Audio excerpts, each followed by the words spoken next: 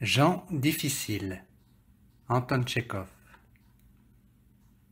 Fils d'un prêtre, feu le père Ivan, qui avait reçu par donation 204 arpents de terre de la générale Kouchninikov, Evgraf Ivanitch Chiryaïev, petit propriétaire rural, se lavait les mains à son lavabo de cuivre.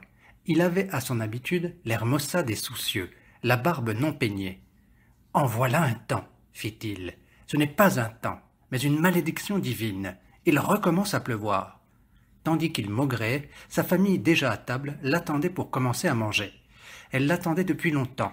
Fédosia Semyonovna, sa femme, son fils Piotr, étudiant, sa fille Varvara et 3 petits.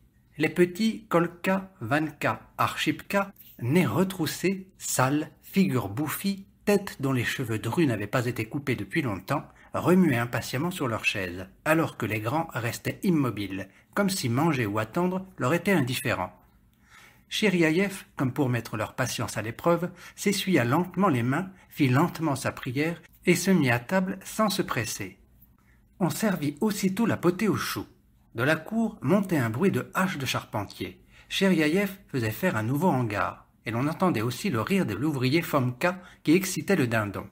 Une pluie à grosses gouttes espacées battait la fenêtre.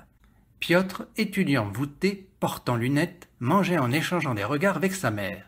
Plusieurs fois, il laissa sa cuillère dans son assiette et, tout sautant, voulut commencer à parler. Mais après avoir attentivement regardé son père, il se remit à manger. Lorsqu'on servit le gruau, il toussa enfin résolument et dit « J'aurais dû prendre le train ce soir. Il y a longtemps que je devrais être parti. J'ai déjà manqué 2 semaines. Les cours commencent le 1er septembre. »« Eh bien, pars !» accorda le père. « Qu'as-tu à attendre? Pars et que Dieu t'accompagne !» Il y eut un instant de silence. « Pour le voyage, dit doucement la mère, il lui faut de l'argent, Evgraf Ivanitch. »« De l'argent? Mais sans doute. On ne peut pas voyager sans argent. S'il lui en faut, qu'il en prenne tout de suite. Tu aurais dû le faire depuis longtemps. » L'étudiant eut un soupir soulagé et sourit avec joie en regardant sa mère. Chiryaïev, sans se presser, tira de sa poche intérieure son portefeuille et mit ses lunettes. « Combien te faut-il » demanda-t-il. « Le billet jusqu'à Moscou coûte 11 roubles 42 kopecks. »« Ah, l'argent, l'argent !» soupira le père. Il soupirait toujours en voyant de l'argent, même quand il en recevait. « Tiens, voici 12 roubles. La petite monnaie te servira en route. »« Je vous remercie. » Peu après, l'étudiant dit « L'an dernier, je n'ai pas trouvé de leçon tout de suite. Je ne sais ce qu'il en sera cette année. Je ne pourrai peut-être pas toucher de l'argent tout de suite. Je vous serais reconnaissant de me donner 15 roubles pour ma chambre et les repas. » Le père réfléchit et soupira. « Ce sera assez de 10, dit-il. Tiens, les voici. » L'étudiant remercia. Il aurait dû demander pour ses vêtements, ses inscriptions et des livres. Mais, ayant attentivement regardé son père, il décida de le laisser tranquille. Sa mère, comme toutes les mères, ni raisonnable ni politique, ne se tint pas de dire « Tu devrais, Evgraf Ivanitch, lui donner encore 6 roubles pour des chaussures. Vois, peut-il s'en aller à Moscou avec ses écumoires? Qu'il prenne mes vieilles bottines, elles sont encore presque neuves. Tu devrais du moins lui donner de quoi acheter un pantalon, il fait honte à regarder. » Et sur ce, apparut soudain le messager de tempête, devant lequel tout le monde tremblait. Le gros cou court de Chiryaïev devint tout à coup rouge comme de l'andrinople. La rougeur remonta lentement vers les oreilles, des oreilles aux tempes, envahissant de façon insensible toute la figure. Evgraf Ivanitch s'agita sur sa chaise et déboutonna le col de sa chemise pour ne pas étouffer. Il luttait évidemment avec le sentiment qui l'envahissait. Un silence de mort s'établit.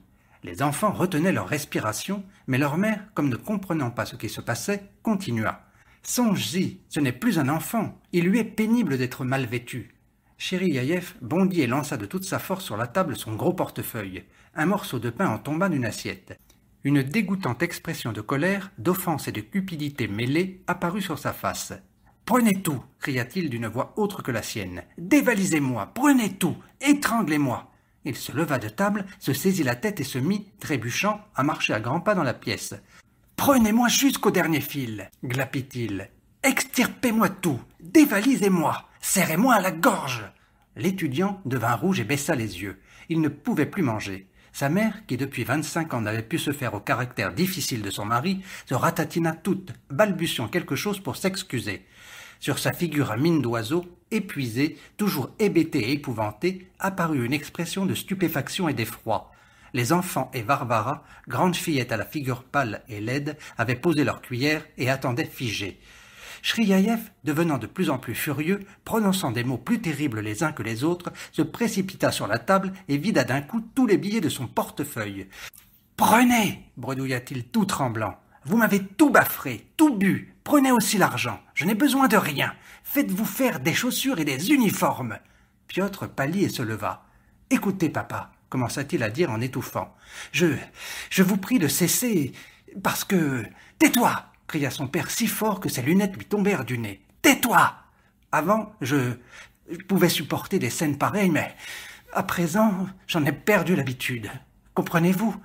Perdu l'habitude. « Silence » cria le père, frappant du pied. « Tu dois écouter ce que je dis. Je dis ce que je veux. Et toi, tais-toi. À ton âge, je gagnais ma vie. Et toi, vaurien, sais-tu combien tu me coûtes? Je te chasserai, parasite. » Evgraf Ivanitch, marmotta Fédosia Semyonovna, en remuant nerveusement les doigts. « Est-ce que, vois-tu, c'est que Pétia... »« Tais-toi » lui intima Chriaïev, et, de colère, des larmes lui vinrent aux yeux. « C'est toi qui les as gâtés, c'est toi! Tu es la cause de tout. Il ne nous respecte pas, ne prie pas, ne gagne pas sa vie. Vous êtes 10 contre moi, je vous chasserai tous. » Varvara, bouche bée, regarda longtemps sa mère. Puis elle tourna vers la fenêtre son regard hébété, devint pâle et poussant un cri aigu, se rejeta sur le dossier de sa chaise. Le père fit un geste excédé, cracha de dépit et sortit dehors précipitamment. Ainsi se terminaient toujours les scènes familiales des Chriaïev. Mais, par malheur, ce jour-là, une colère insurmontable s'empara tout à coup de l'étudiant. Il était aussi emporté, aussi dur que son père et que son grand-père, le doyen, qui, avec un bâton, frappait les paroissiens à la tête. Pâle, les poings serrés, il s'approcha de sa mère et cria de la note la plus haute qu'il put prendre. « Ces reproches me dégoûtent, me répugnent.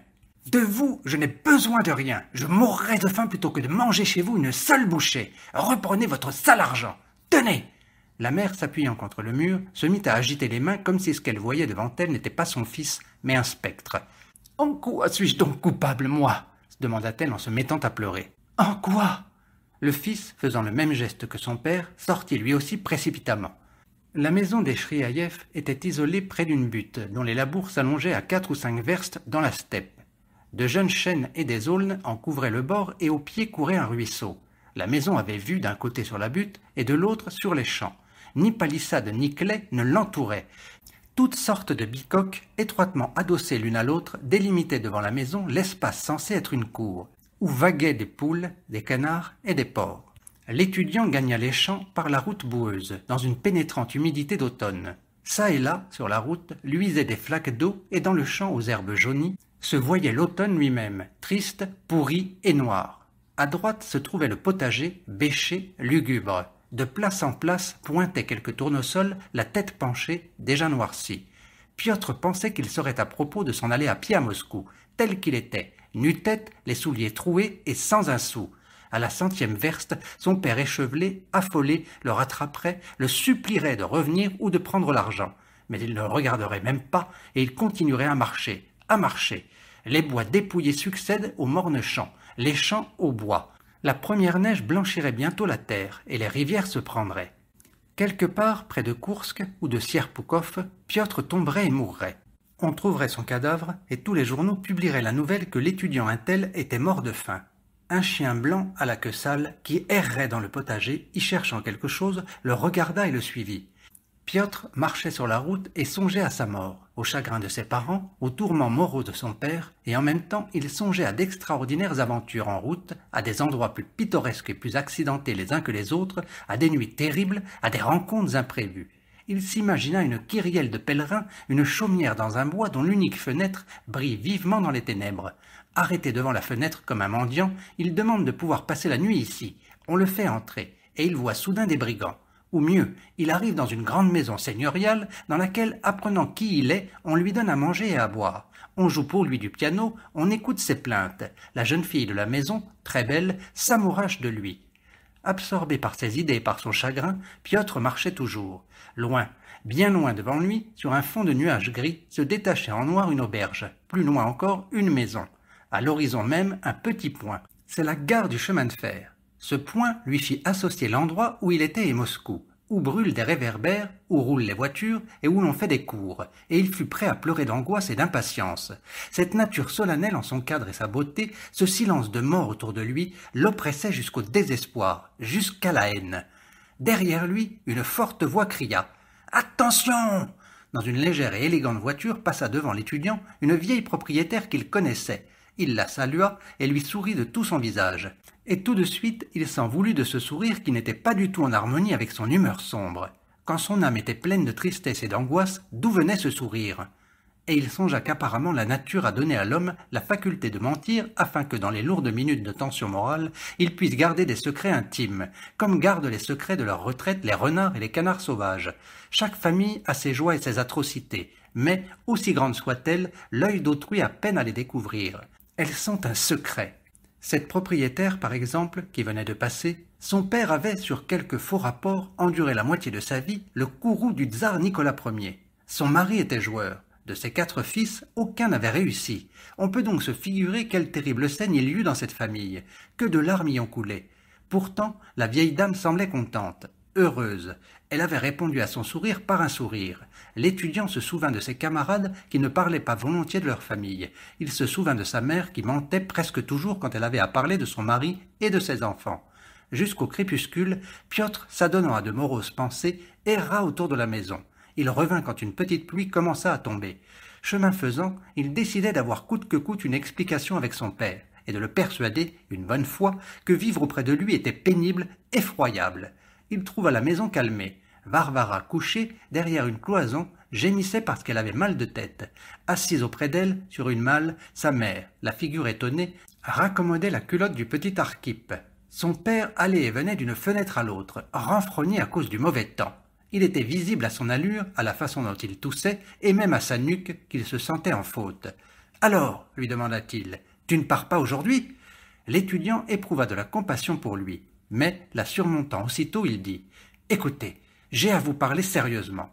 Oui, sérieusement. Je vous ai toujours respecté. Et je ne me serais jamais décidé à vous parler sur un pareil ton, mais votre conduite, votre dernière action... » Silencieux, le père regardait par la fenêtre.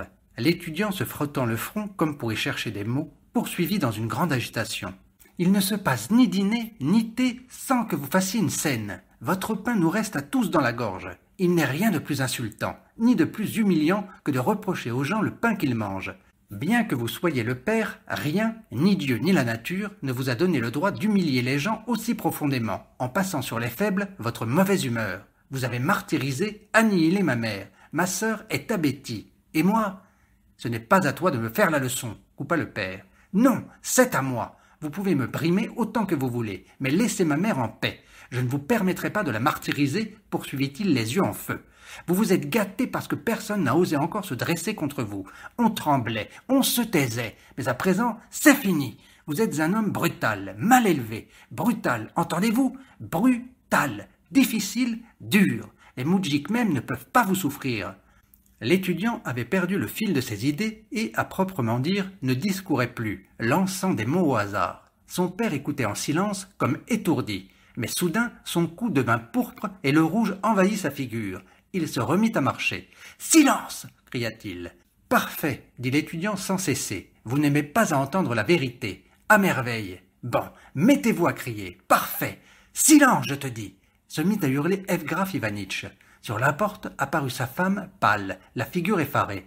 Elle voulut dire quelque chose, mais ne le put, remuant seulement les doigts. « C'est ta faute !» lui jeta Chériaïev. « C'est ta faute ! Tu l'as élevé comme ça !»« Je ne veux plus vivre dans cette maison !» cria l'étudiant, pleurant et regardant sa mère avec colère. « Je ne veux pas vivre avec vous !» Derrière la cloison, Varvara poussa un cri et se mit à sangloter. Chériaïev, faisant son geste accablé, sortit. L'étudiant passa chez lui et s'étendit sans bruit sur son lit. Il resta couché, immobile, les yeux fermés jusqu'à minuit. Il ne ressentait ni colère, ni honte, mais une douleur morale indéterminée. Il n'accusait pas son père, ne plaignait pas sa mère, il n'avait pas de remords. Il comprenait que chacun, à la maison, éprouvait une même douleur que lui. Mais à qui la faute? Qui souffrait le plus? Dieu seul le sait. À minuit, il réveilla l'homme de peine et lui donna l'ordre d'atteler le cheval à 5 heures, pour le conduire à la gare. Il se déshabilla, se mit sous sa couverture, mais ne put dormir. Il entendit jusqu'au matin son père, qui ne dormait pas, aller paisiblement d'une fenêtre à l'autre en soupirant.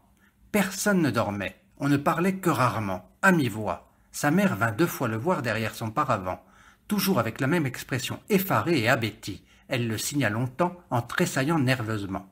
À 5 heures du matin, l'étudiant prit affectueusement congé de tous les siens et même pleura un peu. En passant devant la chambre de son père, il jeta un regard par la porte. Evgraf Ivanitch, encore habillé, ne s'étant pas couché, était debout près de la fenêtre, tambourinant sur les vitres. « Adieu, lui dit le fils. Je pars. Adieu, répondit le père, sans se retourner. L'argent est sur le guéridon. Tandis que l'homme de peine partait pour conduire l'étudiant à la gare, il tombait une pluie froide et ennuyeuse. Les tournesols baissaient encore plus la tête, et l'herbe paraissait plus noire.